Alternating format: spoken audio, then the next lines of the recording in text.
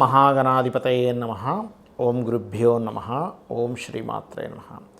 పరమేశ్వర స్వరూపమైనటువంటి జ్యోతిష, వాస్తు మరియు ఇతర అనేకమైనటువంటి శాస్త్రములను మనకు అందించినటువంటి మహర్షులకి నమస్కారం. హయగ్రీవ హయగ్రీవ హయగ్రీవేతియో వదయత్తస్స నిస్సరతే వాణి జనుగన్యా ప్రవాహవత్.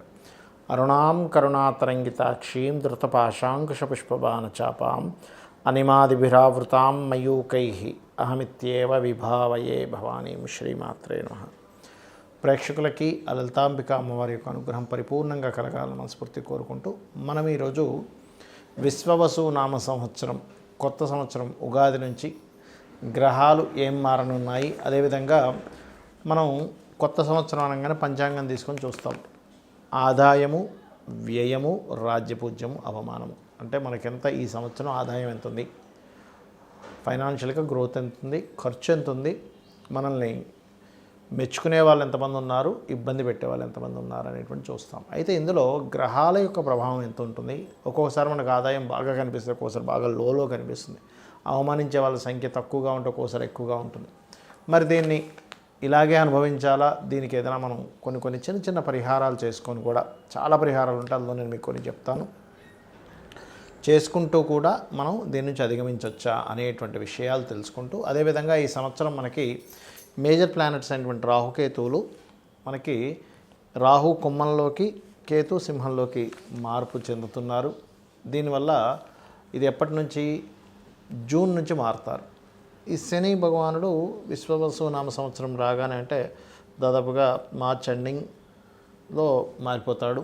అదేవిధంగా జూపిటర్ కూడా అంటే గురుగ్రహం కూడా మే 15వ తేదీ నుంచి మారుతుంది. అయితే ఇప్పుడు వక్రించుకుంటూ వెనక్కి వచ్చిన కుజుడు తర్వాత నీచ పొంది ఉంటున్నాడు. కాబట్టి కొంచెం ఈ విశ్వవసు నామ సంవత్సరం వచ్చే వరకు కూడా కొంచెం ఈ గొడవలు కావచ్చు, తోకిసలాటలు కావచ్చు, కొంచెం ఇట్లాంటివి పెరుగుతూ ఉంటాయి. అయితే ద్వాదశ లగ్నాల వారికి, లగ్నం తెలియని రాశి వారికి అసలు ఆదాయ వ్యయాలు, రాజ్యపూజ అవమానాలు ఎలా ఉన్నాయి అనేటువంటి విషయాలు చెప్తుంది నేనైనప్పటికీ కూడా చెప్పిస్తుంది సాక్షాత్ లలిత అమ్మవారిగా భావిస్తూ ఒక్కొక్క రాశి గురించి మనం తెలుసుకుందాం. మకర లగ్నము, మకర రాశి. మకరం వారికి ఆదాయ వ్యయాలు, రాజ్యపూజ అవమానాలు ఎలా ఉన్నాయి అని చెప్పి చూసుకున్నట్లయితే ప్రధానంగా ఇక్కడ మనం పంచాంగం తీయగానే మనం చూసేది పంచాంగంలో అది ఎలా ఉందని చూస్తాం. మరిది చాలామంది అది చూసినప్పుడు అయ్యో నాకు ఆదాయం తక్కువగా ఉంది, వ్యయం ఎక్కువగా ఉంది, ఎలాగని కంగారు పడతారు. ఏమి టెన్షన్ రాస్తాం లేదు. ఎందుకంటే మకరం వారికి కూడా ఆదాయం ఈజ్ 8, వ్యయం 14గా చూపిస్తుంది. అంటే మీకు వ్యయం కలిగేటువంటిది ఏదైతే ఉందో అది ఎప్పుడైతే 14గా మారిందో ఇక్కడ ఖర్చులు ఎక్కువ ఉన్నాయని అర్థం. ఆదాయం 8గా ఉంది. దీన్ని మరి ఎట్లాగా పెంచుకోవాలి. సర్వసాధారణంగానే మకరం వారికి లక్ ఏంటంటే ఏలినాటి శని అయిపోతుంది. సో అక్కడ కొంతవరకు మీరు సేఫ్ అయ్యారు. కాకపోతే ఇక్కడ ఈ శని అధిపతి శని అయ్యాడు కాబట్టి మొదటి 2-3 నెలలు ఏదైనా ప్రాపర్టీ విషయంలో ఇన్వెస్ట్మెంట్ చేసేటప్పుడు, ప్రాపర్టీకి సంబంధించిన విషయంలో ధనం పెట్టేటప్పుడు కొంత జాగ్రత్తగా ఉండండి. ఇది మెయిన్గా గుర్తుపెట్టుకోండి. అదేవిధంగా మీకు సంపాదన పెరగాలి, వ్యయం తగ్గాలి అంటే కనుక మీరు చేయవలసింది మకరం వారు కాస్త శనగలు దానంగా ఇవ్వడం, గోవుకి అరటికాయలు తినిపించడం చేస్తూ ఉండండి. సంపాదన పెరగాలి అంటే సహజంగానే మనకి మకరం వారికి 2వ స్థానంలో ఒక రాహు వస్తున్నాడు. కాబట్టి ఆన్లైన్ రిలేటెడ్గా మీరు ఏదైతే, ఆన్లైన్ అంటే మళ్ళీ చాలామంది గుర్రం పందాలను, ఈ ప్యాకెట్లు ఆడటమనో, ఈ షేర్ మార్కెట్ అని అనుకుంటారు. అది కాదు. మీరు చేసేటువంటి వ్యాపారం ఏదైతే ఉందో ఆ వ్యాపారంలో ఇప్పుడు ఇవాళ రేపు గూగుల్ యాడ్స్ అనో, లేకపోతే ఇంకోటి ఇన్స్టానో, యూట్యూబ్లో మీ యాడ్స్ డిస్ప్లే చేయడమో ఇట్లాంటివి ఉంటూ ఉంటాయి. కాల్స్ అంటే కస్టమర్ని మీరు మీ దగ్గరికి తెచ్చుకునేటువంటి మార్గాల్లో ఆ రూట్లో 2వ స్థానంలో రాహు ఉన్నాడు. కాబట్టి ఆన్లైన్ త్రూ లేదా విదేశీ లో ఉండేటువంటి కస్టమర్స్ని ఎక్కువగా మీరు కనెక్ట్ అవ్వడం లాంటివి జరుగుతూ ఉంటాయి. ఇది మెయిన్గా గుర్తుపెట్టుకోండి. అలాగే ఈ మకరం వారికి మరి రాజ్యపూజ అవమానం కూడా చూసుకున్నట్లయితే 4, 5గా ఉంది. ఈ 4, 5 అన్నప్పుడు మెచ్చుకునే వారి సంఖ్య 4 అయితే అవమానించే వారి సంఖ్య 5. కాబట్టి మెచ్చుకునే వారి సంఖ్య కొంచెం పెరగాలి మీకు అని అనుకుంటే కనుక మకరం వారు కాస్త అమ్మవారి ఆరాధన చేసుకోవడము, మరియు అవమానించే వారి సంఖ్య తగ్గాలి అని అనుకుంటే కాస్త మీరు దక్షిణామూర్తి యొక్క స్తోత్ర పఠనము, అదేవిధంగా నువ్వులు దానంగా ఇవ్వడం చేస్తూ ఉంటే కూడా చాలా మటుకు మార్పు వస్తుంది. అయితే ఈ సంవత్సరం మీకు చాలా మటుకు ఏలినాటి శని పోతుంది కాబట్టి చాలా మటుకు పాజిటివ్గా ఉంటుంది. ధనస్థానం మీద మే 15 నుంచి గురువు యొక్క దృష్టి ఉంది కాబట్టి బాగుంది. కాకపోతే మీరు పార్ట్నర్స్ని ఎంపిక చేసుకునే విషయంలోని, జీవిత భాగస్వామిని ఎంపిక చేసుకునే విషయంలో విశ్వవసునామ సంవత్సరంలో మొదటి 3 నెలలు కొంత జాగ్రత్తగా ఉండండి. అందులో పర్టికులర్గా మీరు ఏప్రిల్, మే, జూన్ ఈ మాసాల్లో మరింత జాగ్రత్తగా ఉండాలి. ఈ మకరం వారికి అష్టమంలో కేతు వస్తున్నాడు కాబట్టి ఈ పూర్వీకుల ఆస్తులకు సంబంధించిన విషయంలో జూన్ నుంచి కొంతవరకు కొంత జాగ్రత్తగా ఉంటూ ఏదైనా రీసెర్చ్ చేసేటువంటి అంశాల్లో కూడా కొంత జాగ్రత్త వహించాలి అనేటువంటి చాలా స్పష్టంగా గోచరిస్తుంది. అదేవిధంగా వివాహ నిర్ణయాల విషయంలో తొందరపడకూడదని చెప్పాను మొదటి 3 నెలలు. అలాగే ఇక్కడ ఈ శని యొక్క ప్రభావం మంచి ఫలితం ఇస్తుంది. అయితే ఎవరితోనైనా కమ్యూనికేట్ చేసేటప్పుడు ఎంతైనా సరే గురువు రాసుల్లో ఉండే శని కాబట్టి ఎవరితోనైనా మాట్లాడేటప్పుడు, కమ్యూనికేట్ చేసేటప్పుడు, ఇచ్చిపుచ్చుకోవడాలు, అగ్రిమెంట్స్ రాసుకునేటువంటి విషయంలో మకరం వారు చాలా జాగ్రత్తగా, చాలా కేర్గా ఉండండి. ఇది గుర్తుపెట్టుకోండి. ఇక మీరు చేయవలసినటువంటి దేవతా ఆరాధన ఏమిటి అని చెప్పి చూసుకున్నట్లయితే ప్రధానంగా ఇక్కడ మీరు ఒకటే దేవతా ఆరాధన విషయంలో ఎంత మీరు అమ్మవారి యొక్క ఆరాధన, లలితా సహస్రనామాలు ఎంత మీరు రెగ్యులర్గా చాంటింగ్ చేస్తుంటే అంత బాగుంటుంది. ఈ 3 నెలలు మాత్రం, మొదటి 3 నెలలు మాత్రం కొంచెం గోవులకి క్యారెట్స్ తినిపించడము, కందులు దానంగా ఇవ్వడం చేయండి. అన్ని విధాలా మీకు బాగుంటుంది. ఇక్కడ ఈ శని యొక్క మార్పు వల్ల చాలామంది చూసుకునేది ఏంటంటే ఏలినాటి శని వస్తుంది కదా, లేదా అర్ధాష్టమ శని వస్తుంది, అష్టమ శని వస్తుంది, లేకపోతే శని అయిపోతుంది అని కొంతమంది హ్యాపీగా ఉంటే, కొంతమంది ఏమో రాబోతుంది అనేటువంటి దాంట్లో ఉంటారు. అందులో ముఖ్యంగా మేషం వారికి ఏలినాటి శని రాబోతుందని, మీనం వారికి రాశిలోకి వచ్చాడని శని, కుంభం వారికేమో శని ధనస్థానంలోకి వెళ్ళాడని, వీళ్ళు ముగ్గురు కొంచెం మార్పుని గమనిస్తూ ఉంటారు. అయితే ఇక్కడ మీకు చెప్పేది ఒకటే, శని ఎక్కడున్నా అంటే మీ జన్మజాతకంలో ఎనీ హౌస్ గుర్తుపెట్టుకోండి, ఆ హౌజ్కి సంబంధించిన విషయంలో కొంచెం స్ట్రెస్ అవుతూ ఉంటుంది. గుర్తుపెట్టుకోండి. లగ్నం నుంచి ఎన్నో స్థానంలో ఉన్నా, కాకపోతే కొన్నిసార్లు ఏమవుతుందంటే మీకు కొన్ని సందర్భాల్లో ఈ శని భగవానుడు ఇచ్చేటువంటి రిజల్ట్స్ ఒక్కోసారి పాజిటివ్గా కూడా ఇస్తాడు. గుర్తుపెట్టుకోండి. ఎప్పుడూ నెగిటివ్గా ఉంటుందని రూల్ లేదు. కాకపోతే పాజిటివ్గా ఇవ్వాలి అంటే మీరు చేయవలసింది ఏమిటి తెలుసుకోండి ముందుగా.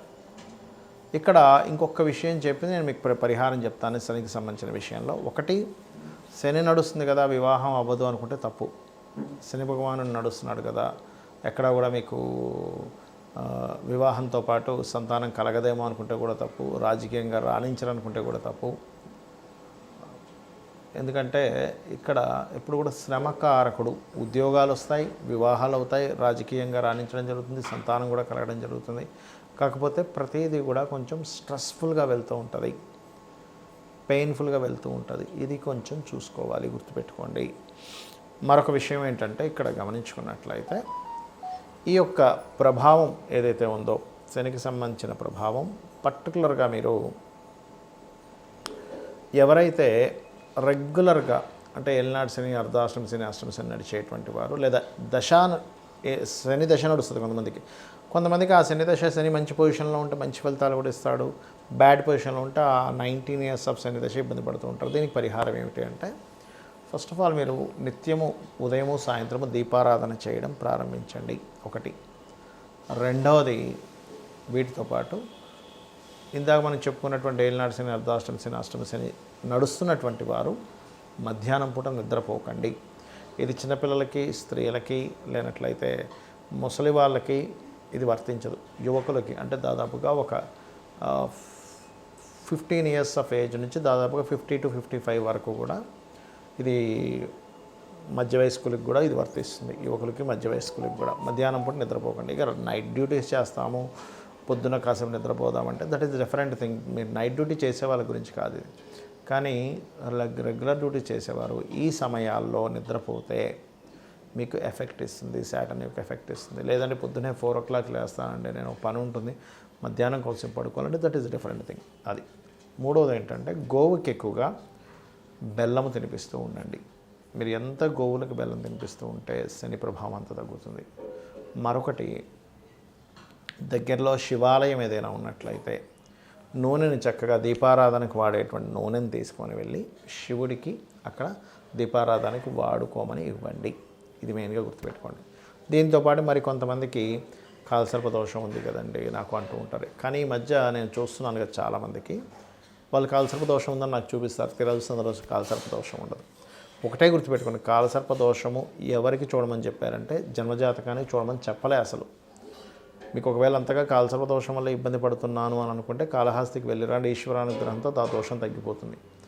ఒకటి, ప్రపంచ దేశాలకి ఏం జరుగుతాయి, అసలు దేశంలో కరువు వస్తుందా, సునామీ వస్తుందా, ఒక జబ్బు వస్తుందా, యుద్ధం వస్తుందని చెప్పడానికి కాలసర్ప దోషం వాడమని చెప్పారు. అయితే ఇక్కడ మీకు మీరుగా చూసుకోవడానికి కాలసర్ప దోషం ఎప్పుడు కూడా, ఇప్పుడు ఉదాహరణకి రాహువు కేతు ఇలా సమసప్తకాల్లో ఉంటారు కదా, ఈ సమసప్తకాల్లో రాహుకేతువులు ఉన్నప్పుడు అంటే ఎక్కడున్నా కూడా మేషం నుంచి మీనం వరకు రాహు ఎక్కడున్నా కేతు ఎక్కడున్నా కూడా ఇలాగే 1/7 యాక్సెస్లోనే ఉంటారు వీళ్ళు. అంటే ఇక్కడ కానీ ఇలా కానీ లేకపోతే ఇలా, అంటే దాదాపుగా ఇలా కానీ మొత్తం మీద ఆ రకంగా ఉన్నప్పుడు ఈ రాహుకేతువులకి మొత్తం ఒకవైపు గ్రహాలన్నీ, అంటే రాహు నుంచి కేతు వరకు మొదలు పెట్టుకుంటే ఇలాగ అన్ని గ్రహాలు వచ్చేసాయి, లేకపోతే ఒక దగ్గర అన్నీ కూడి ఉండిపోయాయి, ఒకవైపు ఏ గ్రహం కూడా లేదు, దాన్ని కాలసర్ప దోషము అంటారు.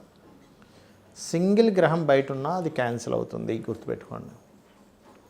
ఇది దోషం. అంతేగాని చాలామంది ఏం చేస్తున్నారు, ఏమంటే నాకు ఉందంట అని చెప్పారని చూస్తే ఓ 2 గ్రహాలు ఒక గ్రహం బయట ఉంటుంది, మిగతా గ్రహాలు అక్కడ ఉంటాయి. అది కాదు. సో ఫస్ట్ అది తెలుసుకోండి. అలాగే ఒకవేళ ఉన్నా కూడా కొంపలు మునిగిపోయేది ఏం లేదు. పెద్ద పెద్ద వాళ్ళకి 140 మంది ప్రెసిడెంట్లకు ఉంది కాలసర్ప దోషం. మరి వాళ్ళందరూ దేశాలు నేలట్లేదా?